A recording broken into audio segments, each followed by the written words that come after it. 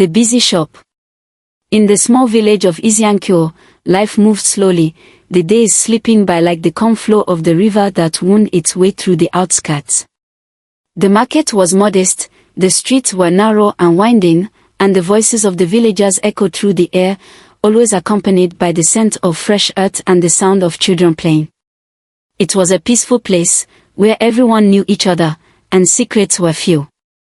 Yet, within this village, there was one place where time seemed to stand still, a place where men from all walks of life gathered, laughed, and shared their stories, Kofi's barber shop.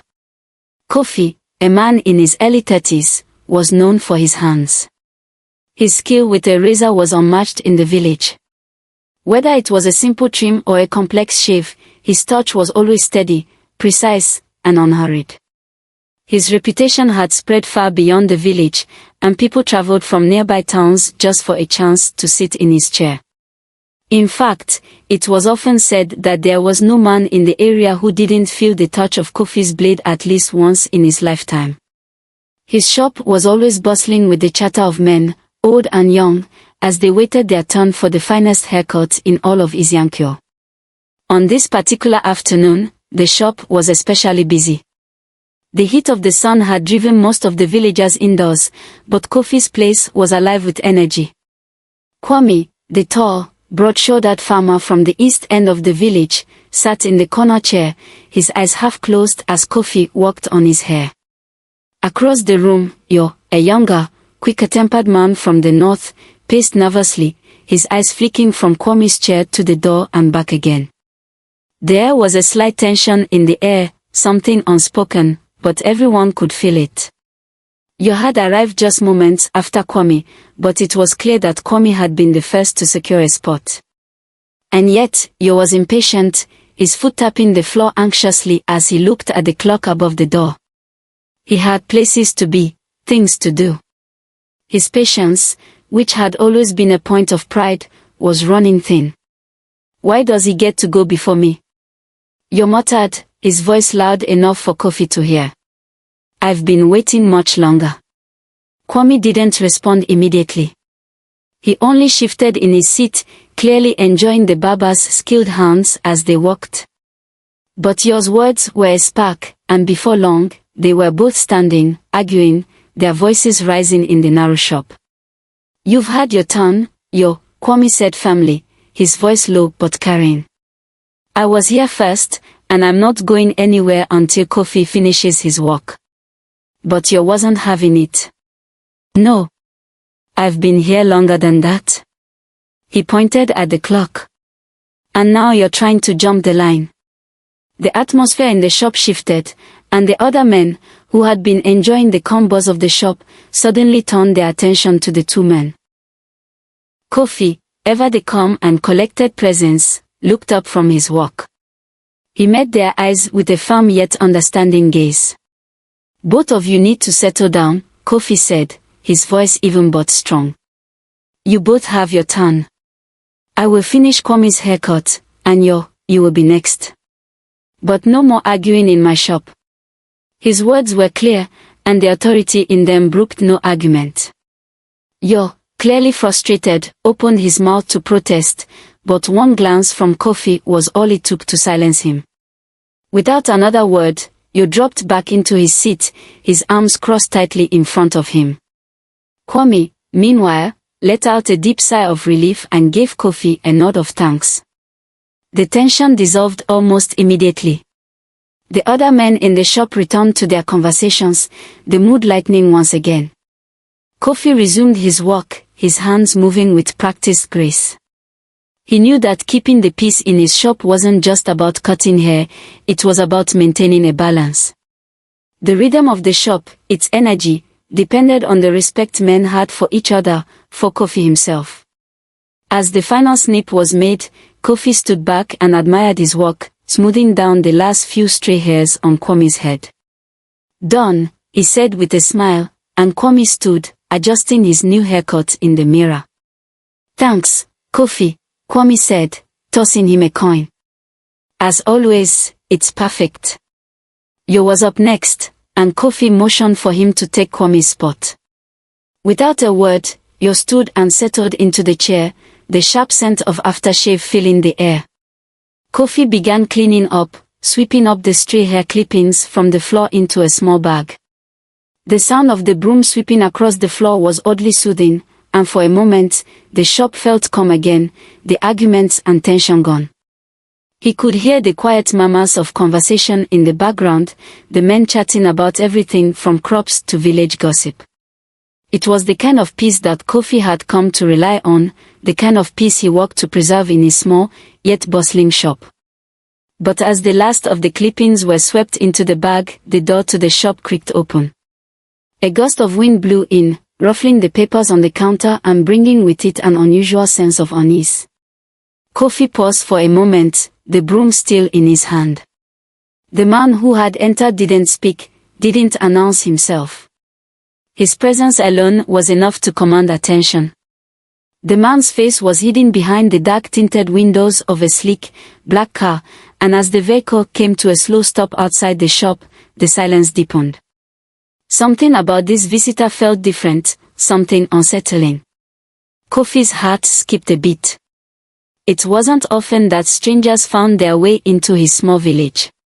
But Kofi had learned over the years to trust his instincts, and something told him this visitor was no ordinary customer. The mystery of who had come to his door was only beginning to unfold. The mysterious visitor. The late afternoon sun cast long shadows across the dirt road leading to Kofi's barber shop. The familiar buzz of conversation and the occasional sound of snipping scissors filled the air, but then, without warning, a sleek black car glided silently to a stop right outside the door. Its tinted windows shielded the identity of its passenger, making the vehicle appear like something that didn't quite belong in the humble village of Izyankyo.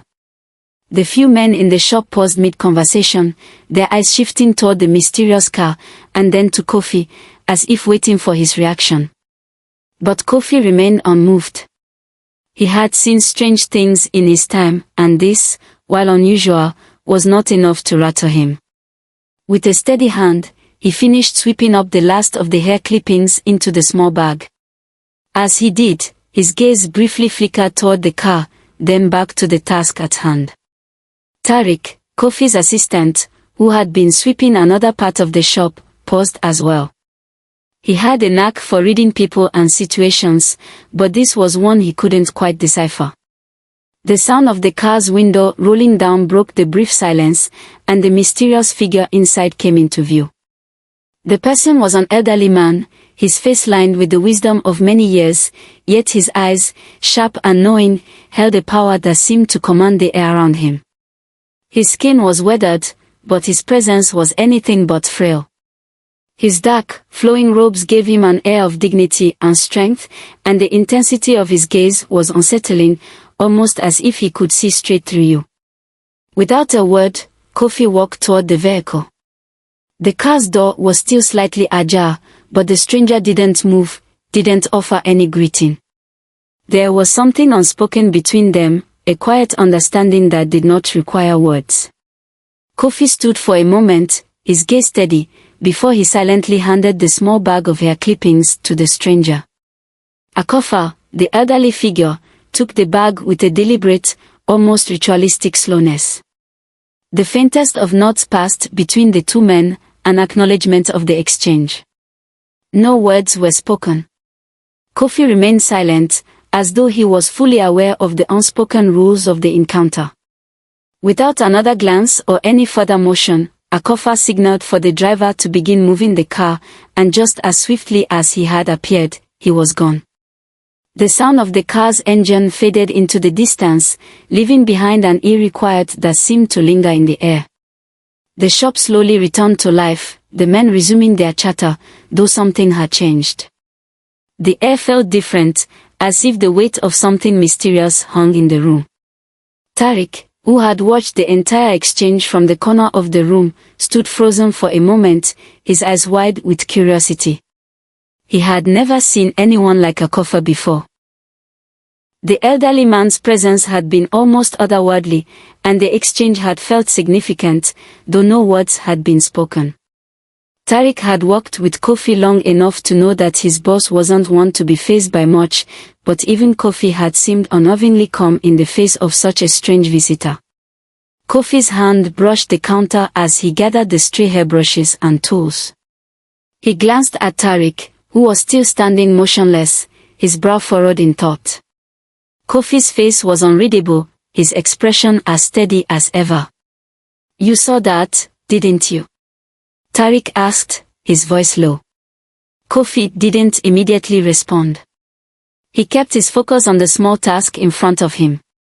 "The world is full of things we don't always understand, Tariq," Kofi said after a bit, his voice calm but laced with an undercurrent of something deeper.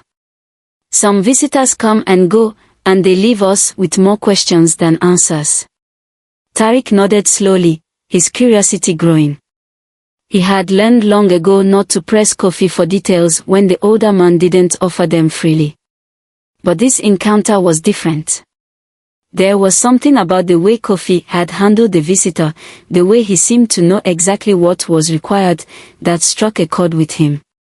The mystery of the elderly figure, Akofa, was something Tariq couldn't easily shake. Who was he?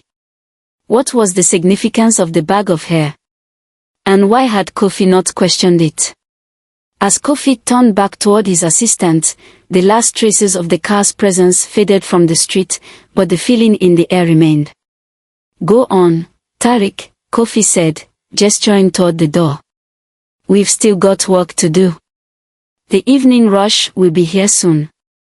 Tariq glanced at Kofi one last time, his eyes narrowed with curiosity, before he stepped out into the fading light of day, the questions about Akofa swirling in his mind.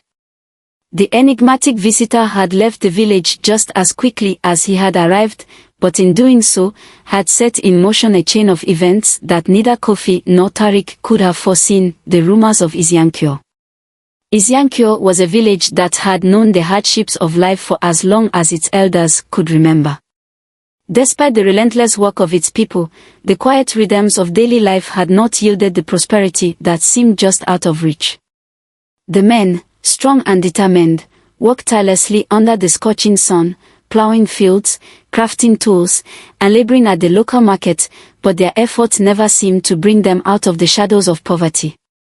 In fact, many of the younger men, full of hope and ambition, had left for the city in search of better opportunities, only to return months later, disheartened and empty-handed, with nothing but stories of struggle. Kofi, despite being the most successful man in the village, was no exception. His barber shop was always bustling, the lines of men waiting for haircuts never thinning. His skill as a barber was unmatched, and his business had earned him a level of respect in Isiankyo that most could only dream of. But even with his success, Kofi was not immune to the village's unrelenting poverty. Every evening after the shop closed, he would sit on the worn wooden stool behind his counter, staring out into the village, a contemplative look on his face. On one such evening, as the last of the daylight faded and the sounds of the village grew distant, Tariq walked into the shop. The door creaked open with its usual groan, and the chill of the evening air brushed past him. Kofi was sitting in the back, cleaning his tools, his movements slow and deliberate, almost mechanical. "Is everything all right, Kofi?" Tariq asked, taking a seat across from him. Kofi didn't answer immediately. His eyes were distant, gazing out through the open door into the darkened village. It seemed as though the weight of the world rested upon his shoulders, the same weight that burdened every man and woman in Isiankyo. After a long pause, Kofi finally spoke, his voice low.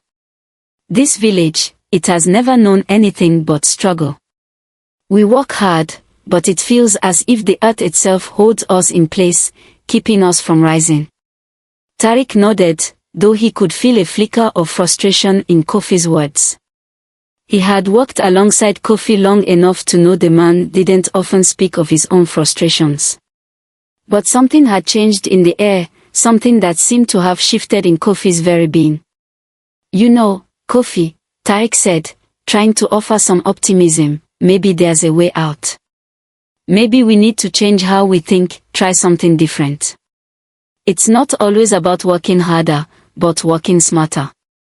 Kofi met Tarek's gaze, but there was no smile or spark of hope in his eyes. Instead, they seemed tired, haunted, almost. Sometimes, Tarek, he said quietly, it feels like we are all just treading water. We swim as fast as we can, but the shore is always just beyond our reach. Tarek frowned. He had always admired Kofi's calm demeanor and his unshakable sense of purpose. But now, something about his tone was off, almost as if he had lost faith in the very thing that had made him such a great barber. He wanted to say more, but the words didn't come. As the evening deepened and the moon rose over the horizon, Tarek noticed something that hadn't caught his attention before. Kofi's behavior was becoming more and more peculiar. Over the past few days, Kofi had been leaving the shop later and later, sometimes after midnight. He would disappear into the darkness, his footsteps light but purposeful. Tarek hadn't asked where he went, not out of respect, but out of a growing sense of unease. Still, the mystery gnawed at him, especially with the strange visitor, Akofa, still fresh in his mind. One night, as the last customer left and Tarek began to lock up, he glanced toward the back of the shop. Kofi was nowhere to be seen. The barber's chair was empty, and the place felt colder, emptier, as if the soul of the shop had been drained. A strange shiver ran down Tarek's spine. He went to the back to check, but Kofi's coat and tools were still there. The door that led to the small storage room was ajar, a sliver of light leaking through from inside. The silence was suffocating. Tarek stood still for a moment, listening to the faint sounds of the night, the wind rustling the leaves outside, the distant hum of crickets, but no sound came from within the shop. Tarek's curiosity finally overtook his hesitation. He quietly approached the door, his hand hovering just over the handle. He wasn't sure what he expected to find, but the air felt strange, charged in a way that made his heart race. He pushed the door open, but the room was empty. Or so it seemed. In the dim light, Tarek's eyes flicked to the corner of the room, where a pile of old wooden crates sat. Beneath them was something that didn't belong, a small object, glinting in the faint light. It was a golden pendant, intricate and worn, with a strange symbol etched into its surface. Tarek picked it up cautiously, his fingers brushing the cool metal. There was something unsettling about it, a feeling that tugged at the edges of his mind, as though this pendant held the key to something much larger than he understood. He tucked it into his pocket, the unease growing in his chest. What was going on with Kofi? What was he hiding? As Tarek returned to the front of the shop, he was no closer to understanding the full picture, but one thing was clear, there was more to Kofi's late-night disappearances than met the eye. And as the days went by, the rumors of Izyankyo began to swirl. Whispers about strange happenings, hidden secrets, and things that should have stayed buried reached Tarek's ears. But he had no choice now. He had to uncover the truth, the night watcher. The moon hung low in the sky, casting a silvery glow over the village of Izyankyo as Tarek stood in the shadows outside the barber shop. His heart pounded with anticipation and a hint of fear. He had made the decision to follow Kofi that night, to uncover the truth behind the strange events that had been unfolding. Kofi's behavior, his late-night disappearances, and the unsettling visit from Akofa, it all weighed heavily on Tarek's mind. As the last flicker of daylight faded and the shop was locked up, Tarek remained hidden, watching Kofi as he moved through the quiet streets. He kept his distance, careful not to be seen, his footsteps muffled against the earth. Kofi didn't seem to notice, his focus directed elsewhere, as if he were already lost in thought about something far beyond the confines of the village. Tarek followed him through the winding alleys of Izyankyo, keeping just enough distance to avoid detection. The quiet of the night was eerie, only the occasional rustle of leaves or distant chop of a bird breaking the silence. After a few minutes, Kofi reached a gutter near the outskirts of the village. Tarek's breath caught in his throat as Kofi bent down and, without hesitation, retrieved the small, sealed bag from the ground. It was the same kind of bag that Kofi had handed to Akofa before, the bag of hair. Tariq's mind raced as he wondered what this meant. Why was Kofi collecting hair from the gutter? Was it a ritual? A deal with Akofa? His mind was swirling with questions, but before he could take a step closer, the unmistakable sound of a luxury car's engine broke the quiet. Tariq ducked behind a nearby bush, heart racing as the sleek, black car pulled up in front of Kofi.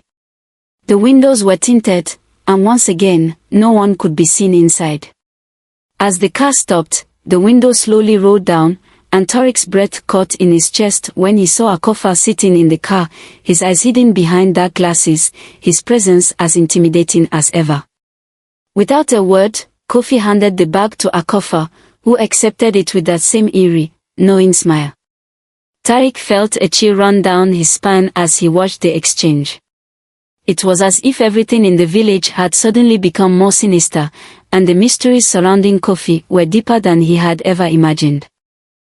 The moment the car drove away, Tariq waited for a few seconds before slipping from his hiding place and retracing his steps back to the shop.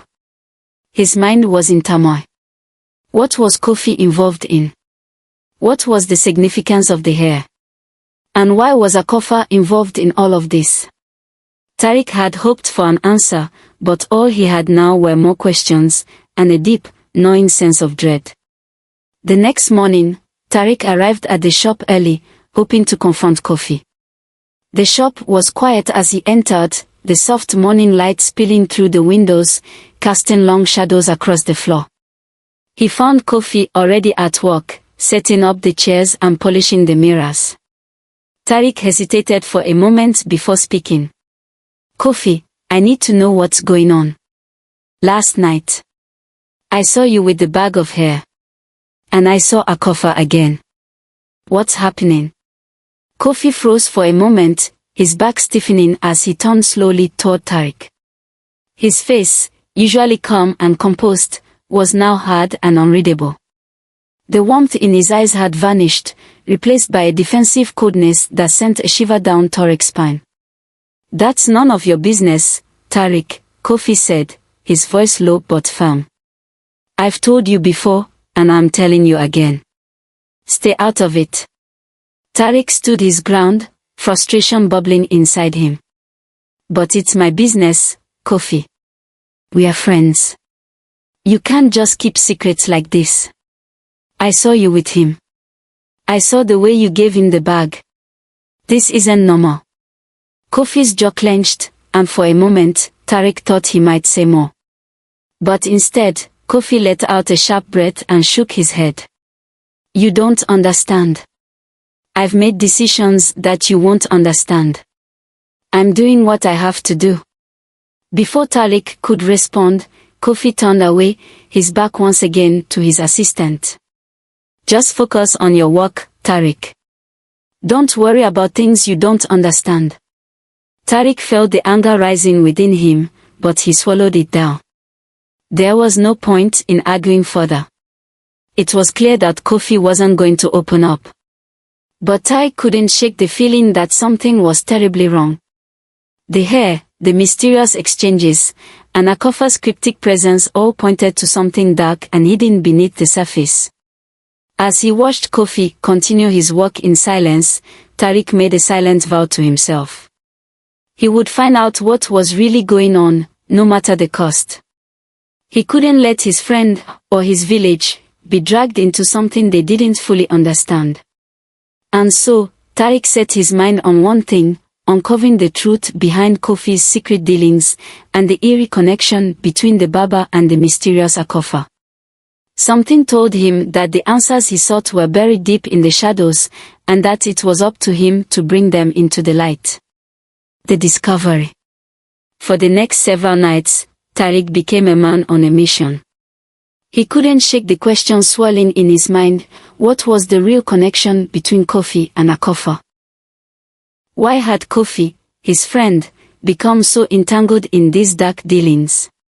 Tariq needed answers, and he knew that he couldn't uncover the truth alone. So, he enlisted the help of two other young men from the village, F and Nana. Both had grown up with Tariq, and both shared his growing suspicion about Kofi. F, always curious and quick-witted, was eager to help, while Nana, though more reserved, had a sense of loyalty to the village that made him willing to get involved. Together, the three of them took turns watching Kofi's shop after dark, each night becoming more and more aware of the strange ritual that Kofi had fallen into. The pattern was always the same. Kofi would lock up the shop, go out into the streets to collect hair, and then wait for Akofa's black car to arrive. They watched as the exchange took place again and again, the bag of hair being handed over, always under the cover of darkness. The mystery deepened, and their curiosity grew stronger. Finally, one night, after several days of silent observation, Tariq felt a surge of determination. "Tonight's the night," he whispered to F and Nana as they crouched in the shadows near the shop. The village was quiet, and there was an eerie stillness in the air, as if the entire place was holding its breath. They waited in silence as Kofi locked the doors to the shop and stepped out into the night. Tariq, F, and Nana followed him from a distance, staying just close enough to observe without being seen. The tension was thick, and each step they took felt like a slow march toward the unknown. Kofi, unaware of the three young men tailing him, walked toward the same gutter where they had seen him collect the bag of hair before. He bent down, carefully retrieving the same sealed bag from the ground, his movements slow and deliberate. The black car appeared on schedule, pulling up in front of him as the window rolled down to reveal Akofa, waiting patiently. Tariq's heart pounded in his chest. He knew that this was the moment they had been waiting for. Without hesitating, the three of them moved forward, stepping out of the shadows and confronting Kofi just as he handed over the bag to Akofa. "Stop!" Tariq shouted, his voice sharp and filled with anger. "We've seen everything, Kofi. We know what you're doing." Kofi froze, his face turning pale as he looked at his three friends. He hadn't expected this confrontation.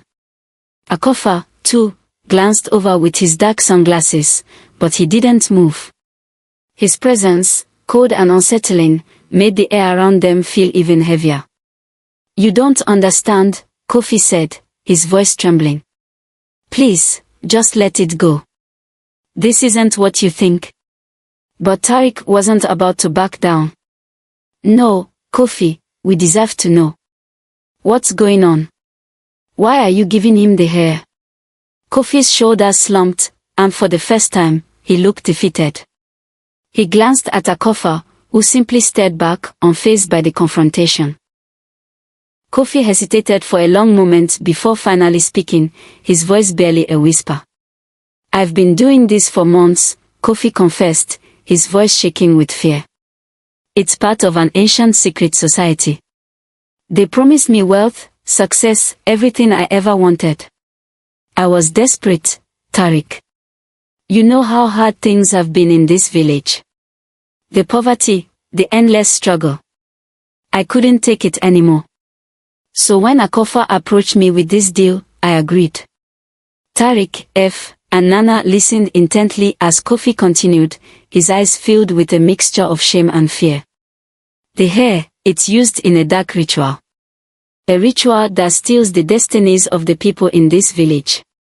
When they cut their hair and bring it to me, I collect it. I hand it over to Akofa, and through some twisted magic, their futures are taken. It's transferred to the powerful elite, to people like Akofa. He uses the hair to drain the potential, the good fortune, the success of the villagers, and it's given to them, the ones at the top. And those who participate, like me, are promised a better life." Tariq's stomach churned with disgust. He couldn't believe what he was hearing. The villagers, the very people Kofi had grown up with, had been unknowingly contributing to their own downfall. Their hair, something so simple and personal, had become a commodity, traded for dark power. "And why didn't you stop, Kofi?" Nana asked, his voice filled with both anger and disbelief. "You could have walked away. You didn't have to do this. Kofi's eyes filled with guilt. I couldn't. The money, the power, it was too tempting. And once you get involved, it's hard to back out. Akofa doesn't let people go easily. He controls everything. He's been controlling me. Tariq felt a wave of anger surge through him, but he also felt a deep sadness. His friend had been ensnared by the very system that had trapped the entire village. The weight of the truth hung heavy in the air, suffocating them all. We have to stop this, Kofi, Tariq said firmly, his voice resolute. We can't let this continue. You can't keep giving them our futures. Kofi nodded slowly, tears welling up in his eyes. I know. I've made a terrible mistake. But I don't know how to undo it. There was silence for a long moment as they all stood there, processing the gravity of what Kofi had just revealed. The lives of the villagers were at stake, and the consequences of their actions had far-reaching effects. But now, Tariq and his friends knew the truth. They had the knowledge, and they had to find a way to break the curse before it was too late. With determination burning in their hearts, they turned to Kofi, ready to fight back against the dark forces that had taken hold of their village, the reckoning. The tension in Isiankyo had reached a boiling point. The dark secret that Kofi had kept hidden for so long was now out in the open, and the villagers were angry. They had been manipulated, their destiny stolen, their hopes crushed by a force they couldn't even see. But now, thanks to Tariq, Nana, and Kofi's reluctant confession, they had the power to change everything. Together, the young men of the village decided it was time to confront Akofa and put an end to the sinister ritual once and for all. They had already made plans to catch him in the act, and the time had finally come. Armed with the truth, they waited for the right moment to strike. It was late one night when the black car rolled up outside Kofi's shop once more. The street was eerily quiet, the moon hanging low in the sky. Tariq, and Nana had positioned themselves carefully around the shop, determined to stop Akofa before the ritual could be completed. Kofi appeared first, holding the familiar bag of hair. He stepped out onto the street, walking with a sense of purpose that had been absent in his previous hesitant actions. He didn't see the young men hidden in the shadows, watching intently. The luxury car rolled to a stop in front of him, and the window slid down. Akofa's cold, calculating eyes locked onto Kofi, waiting for the exchange. But this time, something was different. Tariq and the others didn't hesitate. With one swift motion, they emerged from the shadows and surrounded Kofi and Akofa. Tariq stepped forward, his voice steady and filled with conviction. Enough, he shouted. We know what you're doing, Kofi. And we know what Akofa has been using you for. Kofi froze in shock, looking up to see his friends standing there, their faces a mix of determination and anger. Akofa, however, simply smirked, not at all surprised by the confrontation. You've made a grave mistake, young man, Akofa said, his voice low and dangerous. You cannot fight what is already set in motion. You cannot undo the power I've accumulated. Tariq didn't flinch. We are not here to fight you, he replied. We are here to expose you for the fraud you are. Before Akofa could respond, the villagers, who had been alerted to the situation, began to gather in the streets. Word had spread quickly, and now the entire village stood united in front of Kofi's shop. They were angry, heartbroken, but most of all, they were ready to reclaim their lives. The villagers surrounded Akofa and Kofi, demanding answers. The once silent village square was now alive with voices raised in fury and disbelief. Kofi, his face pale and racked with guilt, stepped forward. His voice trembled as he spoke, but he knew he had no choice but to tell the truth. I'm sorry, he said, his eyes filling with tears. I've been deceived, and I've deceived all of you. I gave Akofa your futures. I gave him the hair, and with it, I gave him your hope, your success. I thought it would bring me wealth. But I see now what it's done. I've made a terrible mistake, and I will make it right. The villagers listened in stunned silence as Kofi continued, his words full of regret. Akofa is part of a secret society that thrives on using the suffering of others. They steal destinies and give power to the wealthy, the elite. But it's all a lie. I was so desperate to escape our poverty that I couldn't see what was right in front of me. The crowd murmured in disbelief as Kofi's confession sunk in. The realization that they had been pawns in a sinister game of manipulation was too much for many to bear. But at the same time, the truth brought a sense of clarity. They had been robbed, but now they had the power to take back what was theirs. Akofa's smug expression faded as the villagers turned their anger toward him. With no way to escape, he was dragged forward and forced to admit his wrongdoings. The cult's practices were exposed for the world to see, and Akofa, the man who had caused so much pain, was arrested on the spot. As Akofa was taken away by the authorities, Kofi stood there, overwhelmed by guilt and relief. He had helped tear his village apart, but now, he was determined to help rebuild it. The villagers, still in shock, began to slowly disperse. But something had changed in the air. The weight that had hung over Izyankyo for so long was lifting. The curse of poverty that had plagued them for years was beginning to break. In the weeks that followed, the village started to heal. The young men who had left Izyankyo for the city, seeking better opportunities but returning empty-handed, came back home. They brought with them new ideas, new skills, and, most importantly, hope. They helped restore the village, setting up businesses and creating new opportunities for those who had stayed behind. The barber shop, once a symbol of Kofi's desperation, became a beacon of this new beginning. It was no longer just a place for haircuts, it was a place for the community to come together, share stories, and support one another. Kofi worked hard to make amends.